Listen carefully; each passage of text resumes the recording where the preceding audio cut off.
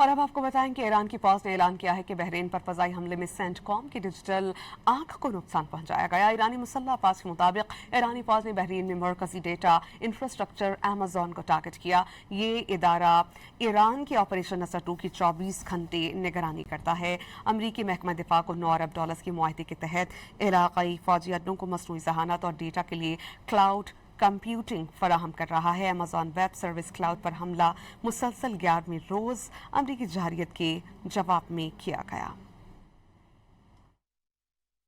और अब आपको बताएं कि ईरान की फौज ने ऐलान किया है कि बहरीन पर फजाई हमले में सेंटकॉम की डिजिटल आंख को नुकसान पहुंचाया गया। ईरानी मुसल्लह अफवाज के मुताबिक ईरानी फौज ने बहरीन में मरकजी डेटा इंफ्रास्ट्रक्चर अमेज़न को टारगेट किया। ये इदारा ईरान के ऑपरेशन नसर 2 की 24 घंटे निगरानी करता है। अमरीकी महकमा दिफा को $9 अरब के मुआहदे के तहत इलाकाई फौजी अड्डों को मसनूई जहानत और डेटा के लिए क्लाउड कंप्यूटिंग फराहम कर रहा है। अमेज़न वेब सर्विस क्लाउड पर हमला मुसलसल 11वें रोज अमरीकी जहरियत के जवाब में किया गया।